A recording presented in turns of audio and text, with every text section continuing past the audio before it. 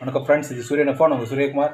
இப்போ தான் முறை நம்ம சேனல் பார்க்குற மறக்காம சப்ஸ்கிரைப் பண்ணிக்கோங்க. தொடர்ந்து நம்ம சேனல் ஃபாலோ பண்ணுங்க. மறக்காம பெல் ஐக்கனை கிளிக் பண்ணிக்க. அப்பதான் நான் போட போகிற வீடியோஸ் உங்களோட வந்துட்டே இருக்கும். இப்போ இதை குறித்து பார்க்க போகிறோம். இப்போ வந்து தேசிய வனவிலங்கு பூங்கா, பறவைகள் சரணாலயம் அதெல்லாம் போனீங்கன்னா அங்கே வந்து நான் சொல்கிற இந்த 3 விலங்குகள் பறவைகள் இருக்கான்னு மட்டும் செக் பண்ணி பாருங்கள். அதெல்லாம் ரொம்ப ரேர் கேஸாக இருக்கிறது. பார்த்தீங்கன்னா முதல்ல வந்து ஃபீனிக்ஸ் பேர்டுன்னு சொல்லுவாங்க. ஃபீனிக்ஸ் பறவைன்னு சொல்லுவாங்க.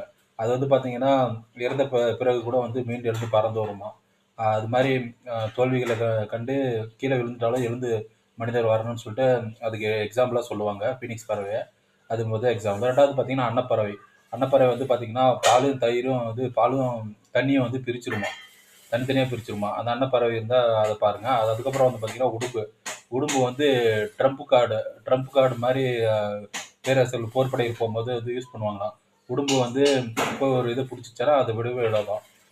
இதெல்லாம் வந்து ரொம்ப ரேர் கேஸ்லாம் பார்க்க முடியும். அதனால் வந்து உங்கள் குழந்தைங்கள் பெரியவர்கள் எல்லாமே போனீங்கன்னா வனவிலங்கு பூங்காவில் பறவைகள் சரணாலயத்தெல்லாம் போகும்போது இதெல்லாம் பார்வைக்கு கிடைக்குதான்னு சொல்லிட்டு பாருங்கள். இந்த ஒரு சின்ன அப்டேட்டுக்காக தான் ஸ்பெஷலாக நீங்கள் வீடியோ போட்டோம். இது போன்ற அப்டேட் வீடியோ தொடர்ந்து நம்ம சேனல் ஃபாலோ பண்ணிட்டே இருங்க. சூரியகுமார், சூரியன் எஃப்எம். தேங்க்யூ.